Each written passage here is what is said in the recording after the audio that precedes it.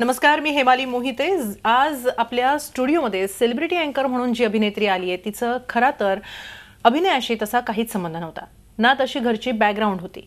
हा मात्र भरतनाट्यम नृत्यामध्ये ती अगदी एक्सपर्ट आहे। सहज म्हणून एका मालिकेसाठी तिने ऑडिशन दिली आणि बघता बघता ती साऱ्यांच्या घरात डोकावू लागली। या कार्यक्रमाची होस्ट म्हणून तिने आपली एक वेगळी ओळख निर्माण केली। सध्या झी युवा वाहिनीवर इथेच टाका तंबू या मालिकेची ती प्रमुख नायिका आहे। एव्हाना तुम्ही ओळखलं असेल मी कुणाबद्दल बोलते ते, अर्थातच अभिनेत्री मधुरा देशपांडे। मधुरा, झी 24 तासच्या स्टुडिओमध्ये तुझं खूप खूप स्वागत आहे। तुझ्या सगळ्या प्रोजेक्ट्स विषयी बोलायचं आहे, तुझ्या आतापर्यंतच्या या करिअरच्या प्रवासाविषयी आम्हाला तुझ्याशी बोलायचं आहे। पण त्याआधी आम्हाला तुझ्याकडून बातम्या सुद्धा ऐकायच्या, तेव्हा आपण आधी बातम्यांना सुरुवात करणार आहोत।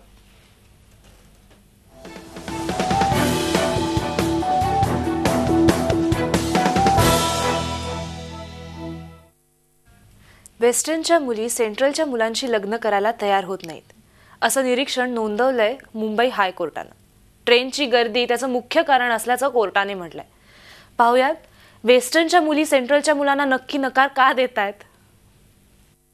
मुलींच्या अपेक्षा: मुलगा चांगला शिकलेला हवा, मुलाला चांगला पगार हवा, मुलाचं स्वतःचं घर हवं, वेळप्रसंगी मुलाच्या आईवडिलांपासून वेगळं राहण्याची तयारी हवी, सेंट्रलचा नवरा नको।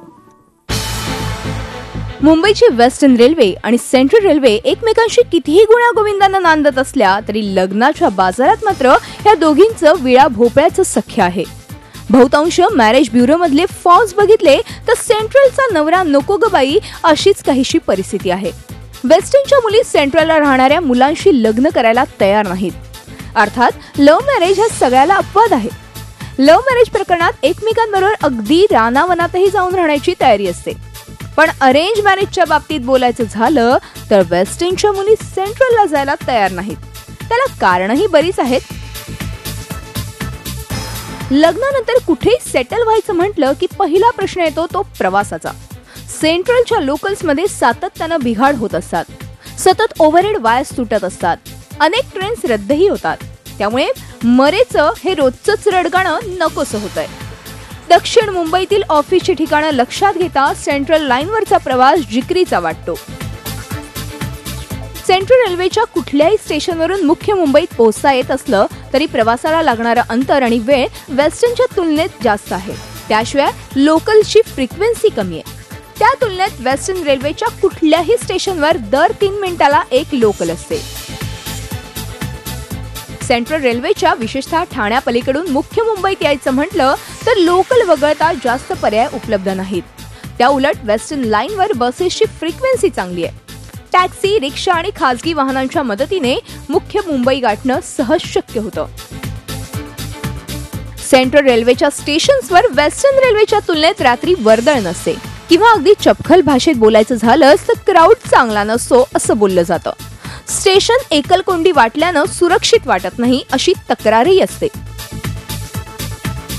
माहेरचं प्रचंड कौतुक हा कुठल्याही मुलीच्या डीएनएचा एक भाग असतो, त्यामुळे प्रत्येक गोष्टीची तुलना ती माहेरच्या परिस्थितीशी करतेच।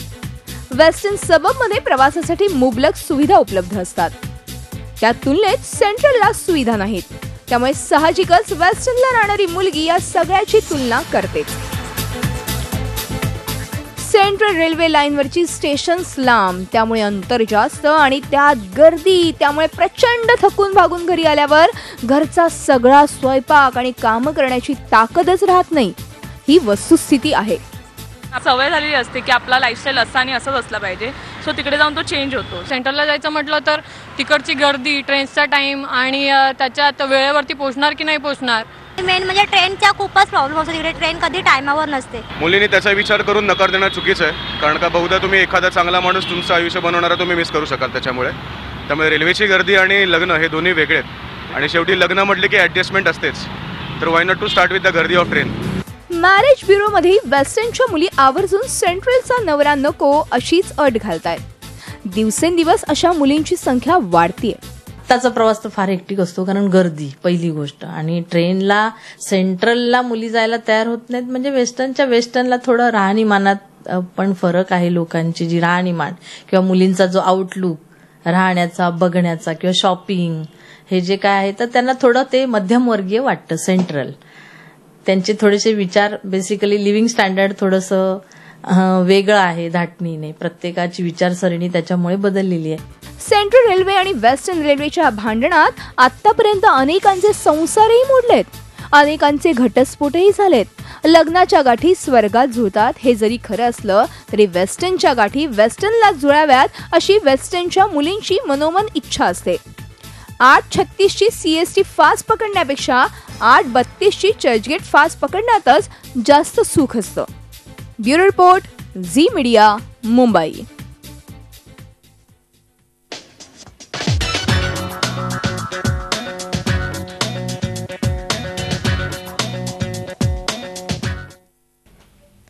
राज्य सरकारच्या महत्वाकांक्षी आणि भव्यदिव्य अशा शिवस्मारक प्रकल्पाला केंद्र सरकारच्या सर्व आवश्यक त्या परवानग्या मिळाल्या आहेत.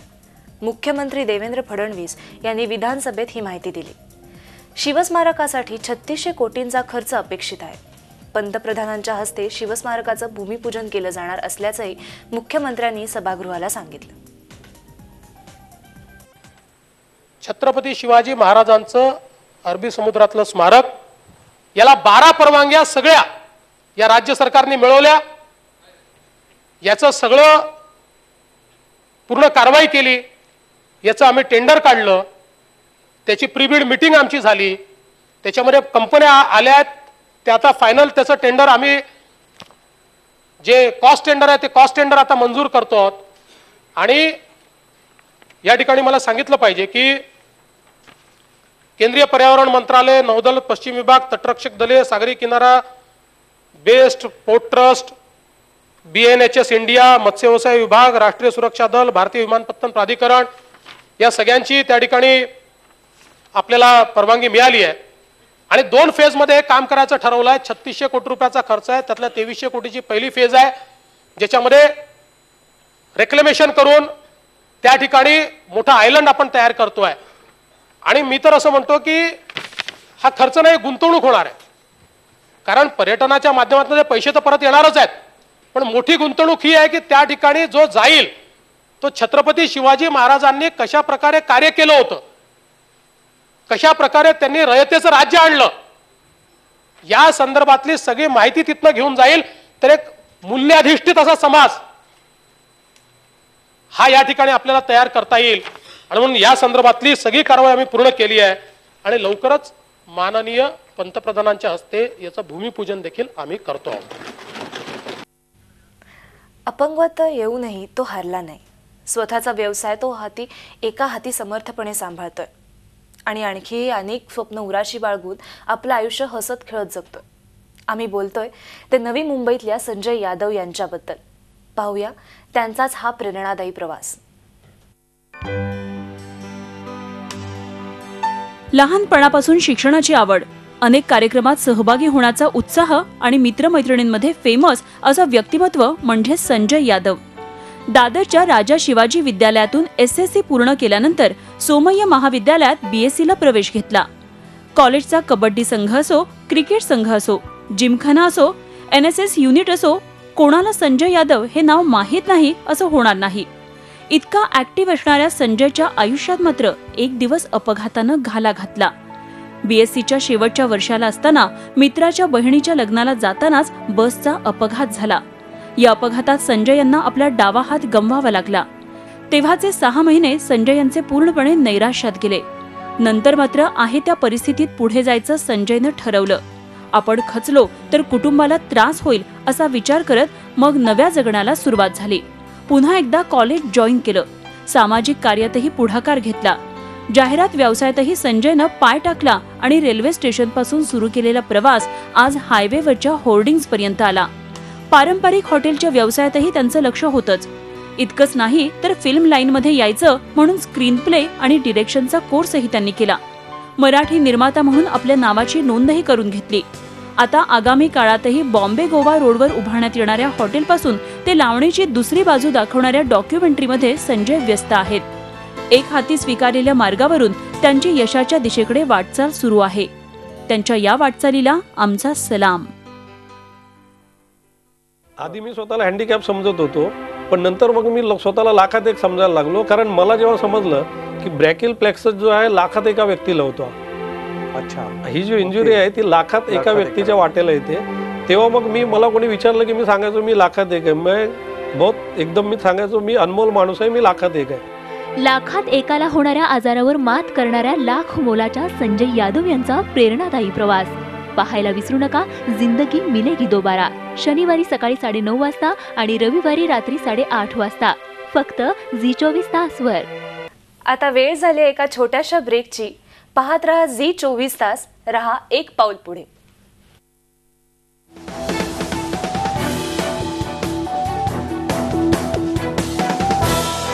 न्यूज विथ सेलिब्रिटी अँकरमध्ये आज आपल्याबरोबर आहे अभिनेत्री मधुरा देशपांडे. मधुराकडून आपण बातम्या ऐकल्यानंतर आता आपण तिच्याशी गप्पा मारणार आहोत. मधुरा, कशी सुरुवात झाली या अभिनय प्रवासाला? मी ॲक्च्युली भरतनाट्यम डान्सर आहे. सो नाचामधून मला अभिनयाची आवड लागली होती. मी पुण्यामध्ये महाराष्ट्र कल्चरल सेंटरमध्ये नाटकात कामं करत होते, ग्रिप्स थिएटरमधून. तिथे एका नाटकाची तालीम करत असताना एक ऑडिशन दिली आणि त्याच्यातनं झुंज नावाची सिरियल मला मिळाली आणि मग त्याच्यातनं मला आवड निर्माण झाली की हा हे मस्त आहे, आपण करून बघूया. आणि तिथून मी या सगळ्या इकडे वळले. आणि आता इथेच टाका तंबूमध्ये तू प्रमुख भूमिकेत आहेस, लीड रोल करते आहेस. तर हा सगळा एक्सपिरियन्स कसा आहे आणि इथेच टाका तंबूला कसा प्रतिसाद मिळतो आहे, त्यावरून काय वाटतं? इथेच टाका तंबूला प्रतिसाद तर उत्तम मिळतोय. आणि ह्या प्रोजेक्टमध्ये म्हणजे मी ग्रिप्स थिएटर करत होते ते श्रीरंग गोडबोल्यांबरोबर, आणि मला श्रीरंग गोडबोल्यांबरोबर सिरियल करायची खूप इच्छा होती आणि तो चान्स मला इथे मिळाला, झी युवानी मला दिला. आणि हा एक्सपिरियन्स खूप अफाट आहे, कारण का हा जो जॉनर आहे तो थोडासा वेगळा आहे. हा मी कधीच हाताळलेला नाही किंवा हा माझा जॉनर नाही आहे समहाव. सो हे खूप चॅलेंजिंग आहे. खूप अमेझिंग लोक माझ्याबरोबर काम करतात. शशांक केतकर आहे, नंतर माधवी सोमण आहेत आणि अमेझिंग लोक आहेत सगळी. आणि त्यात आता सिद्धार्थ मेनन आला आहे, आमचा एक लव्ह ट्रायंगल सुरू झाला आहे. सो इंटरेस्टिंग ट्विस्ट आहे. खूप अमेझिंग लेखक आहेत, श्रीरंग गोडबोले आहेत, डिरेक्टर आमचे अंकुर काकतकर. त्यामुळे धमाल येते इन शूट करताना सुद्धा आणि एपिसोड्स बघताना सुद्धा ते रिफ्लेक्टही होतं की वाव. नक्की. पण जसं तू म्हणाले की मुळात तू एक भरतनाट्यम डान्सर आहेस, तर मग आता भरतनाट्यम या क्षेत्रात आणखीन काय करायची इच्छा आहे? पुढे तो प्रवास कसा चालू ठेवणार आहेस? मला ना एका छोट्याशा गोष्टीचं वाईट वाटतं की माझा भरतनाट्यम सुरू असतं, पण आता या क्षेत्राकडे वळल्यापासून माझी थोडासा रियाज किंवा भरतनाट्यमला द्यायचा वेळ हा माझ्याकडे नाहीये, समहाव मला देता येत नाहीये. पण मी प्रयत्न करतेय की रोज रियाज करायचा किंवा त्याला व्यवस्थित वेळ द्यायचा. मला त्याच्यामध्ये अजून पुढे काही शोज करायचे आहेत, माझ्या डोक्यामध्ये काही कन्सेप्ट आहेत. सो लेट्स सी कसं वर्क होतंय ते. बरं, या भरतनाट्यम बरोबरच आणखीन काही प्रोजेक्ट्स मनात आहेत किंवा आणखीन पुढे कोणत्या प्रोजेक्ट्स मध्ये आम्हाला मधुरा देशपांडे पाहायला मिळणार आहे? 2-3 प्रोजेक्ट्स बद्दल बोलणी चालू आहेत. आता मला एखादं बरेच दिवस झाले नाटक केलं नाहीये, त्यामुळे मला आता नाटक करायची खूप इच्छा आहे. आणि काय काय छान छान सिनेमे आणि वेगवेगळे प्रोजेक्ट्स येतील. भरतनाट्यम जसं तू म्हणालीस की फारसा वेळ मिळत नाही, ही खंत तर तुला लागून राहिलेलीच आहे, पण तरी सुद्धा एखादी कन्सेप्ट की जी मनात आहे आणि ती त्वरित सुरू करायची इच्छा आहे, अशी काही कन्सेप्ट आता सांगू शकशील? तसं मी तुला आत्ता नाही सांगू शकणार, पण मला ॲज अ डान्सर समहाव राधाकृष्णाची मी खूप मोठी फॅन आहे. सो एक कृष्ण किनारा नावाचं मी पुस्तक वाचलं होतं. सो त्या पुस्तकावर आधारित मला एक प्युअर क्लासिकल एक डान्स शो बसवायचा आहे. So let's see. नक्की. मधुरा, फार सहज किंवा एक अनपेक्षितपणे तू या क्षेत्रात आलेली आहेस, पण आज तू इथे एक न्यूज अँकर म्हणून सुद्धा आलेली आहेस, तर हा एक्सपिरियन्स तुझ्यासाठी कसा आहे? खरं तर हा एक्सपिरियन्स खूप भन्नाट आहे माझ्यासाठी, कारण लहानपणापासूनच घरी गेल्यावर, शाळेतून घरी गेल्यावर, कॉलेजमधनं घरी गेल्यावर किंवा आता सुद्धा शूटवरनं घरी गेल्यावर आपण झी24 तास लावून बसतो की मेन बातम्या. आणि तुम्ही लोक ज्या पद्धतीने बातम्या सांगता, मी I am a huge fan की मला असं होतं की बापरे इट इज व्हेरी डिफिकल्ट आणि हा एक्सपिरियन्स आज मला करायला मिळालं त्यामुळे I am really thankful to everyone. आम्हाला सुद्धा खूप आनंद झाला मधुरा तुझ्याबरोबर बातम्या शेअर करताना, बातम्या वाचताना. तितक्या सहजपणे तू त्या बातम्या वाचलेल्या मी प्रयत्न केला. त्याने खूप छान वाटलं. तुझ्या पुढच्या करिअरसाठी, परत सिरियलसाठी, भरतनाट्यमसाठी, सगळ्यासाठी झी24 तासकडून खूप खूप शुभेच्छा. आणि आमच्याबरोबर बातम्या शेअर केल्या, तितक्या छान गप्पा मारल्या त्याबद्दल thank you so much. Thank you so much. याबरोबरच आज या खास कार्यक्रमामध्ये इथंच थांबूया. थोड्याच वेळात रोखोक या कार्यक्रमात भेटूया. झी24 तासचे मुख्य संपादक डॉक्टर उदय निरगुडकर यांच्यासह. आणि आजचा रोखोकचा विषय आहे सेंट्रलचा दादला नको ग बाई. तेव्हा पाहत राहा झी24 तास, रहा एक पाऊल पुढे.